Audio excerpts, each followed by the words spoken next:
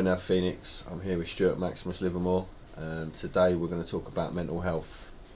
Now this is a really important subject, not just for us guys, but everyone out there, as today I feel like mental health is rife, especially with what everyone's been through with the lockdown and stuff like that. And I know mental health has played a massive key role in your life and how it's affected you. When do you think it all started for you? It started at a very young age, to be honest. I got diagnosed with depression at 17, but I actually think it started before.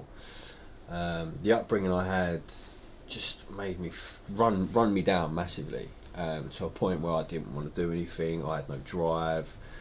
My mum took me to the doctors, and I was diagnosed with depression. I don't want to interrupt you, but when you say you were 17 and you was diagnosed, how did you feel when they said that you've got depression? Did you take it seriously, or did you think, I got depression? Yeah, no, to be honest, it was a bit more serious than that. I was actually suicidal at 17. I was like, I didn't want to be around anymore.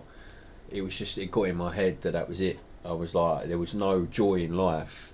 So I basically said a few things to my parents, well, my mother. But I used to smoke a lot of weed as well, so my mind used to overthink as well. But yeah, she took me straight to the doctor. She said, please come with me. So I went there, and they basically said, look, you're suffering from depression. But then as my life went on, I gathered a few more mental health issues. Was you prescribed anything at that time? They did offer me, but I didn't want to take anything. Why was that? Because I said, what is it going to do to me? And they said, it's going to make you a little bit drowsy, it's going to calm you down, it's going to basically mess with my hormones. And I didn't want that. Did you think you was too young at that point? Is that what the problem was? Do you know what it was? It's once you start, I think, even at 17 I realised, once you start something like that, it's going to be a lifetime thing. And I didn't look at myself as a person that was going to take a pill every day of my life for the rest of my life.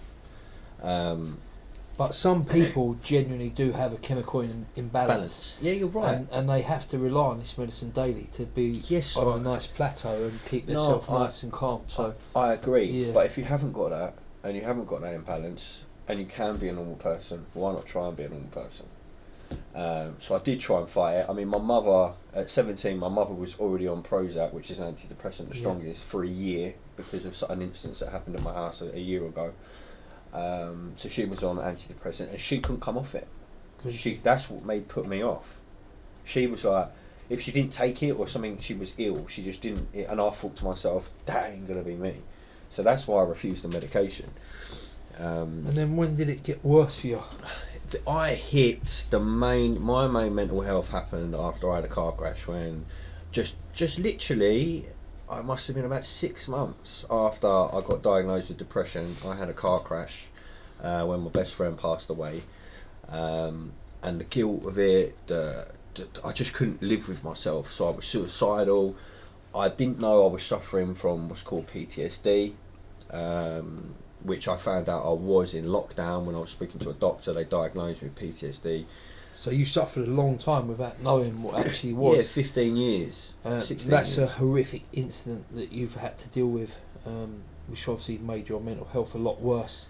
Some people don't even have incidents and they have terrible mental health. So for you to go through that, and I know in your book you go into detail about the crash, and it was a real terrible disaster. And unfortunately, what happened to you and to your best friend, do you think that was when it spiraled out of control totally? That's when my life spiraled out of control. Not just mental health, the drug addictions, the alcohol, everything spiraled out of control at that point.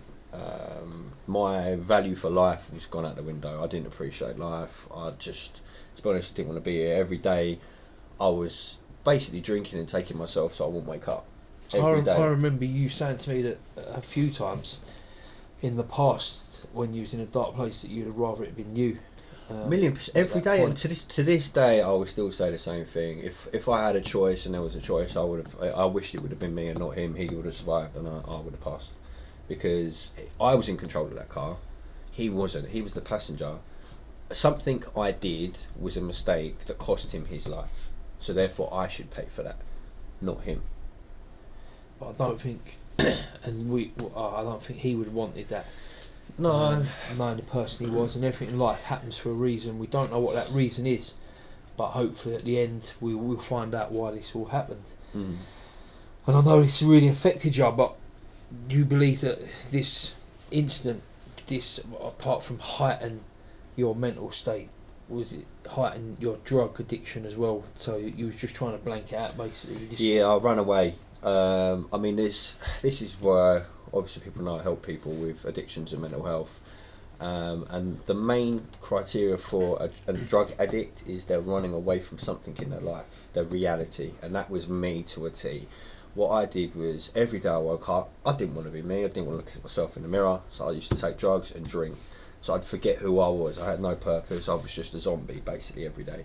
And it wasn't until obviously I got clean, started writing my book, that all of those emotions I couldn't run away from anymore. Those emotions were there. I had to face them. And the minute I faced them and realised that they weren't going to go away, and running away from them isn't the answer, it's dealing with them. It's dealing with them and coping with them. It's like mental health, like we've spoke about this a couple of times. Mental health, it stays with you for life, right? So I've got PTSD, depression and cocaine-induced psychotic behaviour, which is a completely different story. Yeah, but those three, I mean, the two of them will never leave my body, never leave my mind. I've got them for life, and it's not a case of beating yourself up or thinking there's anything wrong with you. All it is battling them. It's learning to live with them on a daily basis. I mean, for example, I had Father's Day just gone, right? I wasn't doing anything with the kids. We just chilled, and I slipped straight back into my depression. I had no get up, I didn't do my cardio, I didn't do anything. So what did I do? I moved from one room to another, to another, to another. Before I knew it, I fell asleep twice, woke up and just had no go. And that's what the depression is. You don't want to do anything, you don't want to talk to anyone, you feel bad about yourself, and I can slip back into it straight away. I believe that everyone, or a majority of people, have some form of trigger point and some form of mental health. Some of it's obviously not as severe as others. Some have suffered from trauma. Some are just brought on by events in their life. Yeah. And I have it myself. There's days when I just leave my phone off because I don't want to speak to anyone. I don't want to answer the phone. I don't want to hear from no one. No. So I just switch my phone off, and that's like. And I feel safe that my phone's off, knowing that no one's going to contact me. But for people out there who are suffering, and everyone's got their own little bits and pieces they do. What would you suggest is the best thing you can do? To help you, right? So I help people with obviously mental health, like I said, and I always and I preach this because it works for me, and it's worked for a number of people. It's structure to your day. Right, for me with depression, if you're going through a bad time and you're suffering from depression, the key point of the day is the first hour.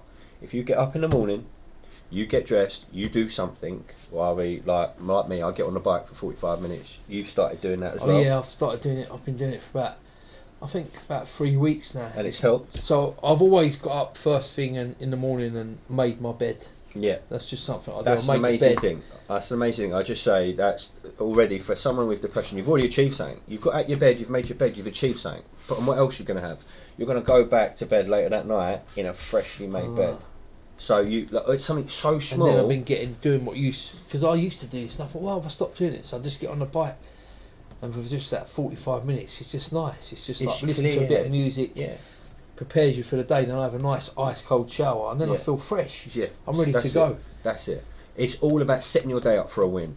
Like some people, all right, you might not be in a circumstance where you want to ride a bike or go for a run. That's fine. Walk round to the shops, walk your dog, just go in the garden, do something. Don't sit in your house from one sofa to another and start dwelling on your life. You've got to get up and you've got to fight. You set your structure in place. Now, if you work, you get up, you do your cardio, wherever it is, you go for your walk, you have your breakfast, you go to work. Believe you me, the minute you start going to work, you'll be in a completely different frame of mind than if you didn't do it. It's setting yourself up for when you've already achieved something. So just start off small. Start off small. I mean, I'll be honest with you, I speak to someone, they've got really bad depression and anxiety, and they messaged me saying, I can't leave my house, I haven't left my house in 3 weeks. Yeah, they were getting their food delivered, they were getting everything delivered to the door. So I said, no problem. Okay, tomorrow, can you do me a favour? Tomorrow, I want you to go outside, open your door, take 3 steps out. I said, can you do that? She said, I'll try. So she opened her door, she took 3 steps out, she took a selfie, and she sent it to me. I said, that's amazing, you've done really well today. How do you feel? She said, I feel like I'm making progress. Okay. The next day I said 5 steps. So she did 5 steps. The day after I said, go to the end of your driveway. And the day after that it was walk to the driveway and walk around the corner. By the end of the week, she walked to her shops and she felt so much better. It's baby steps. Everyone's going to work at different paces. Some people might just get up and think, you might read that and think, that's nothing. Why do people suffer like that? But there are people that suffer. So everybody's going to work at their own pace, but we can all get to where we need to get to. What about, I mean,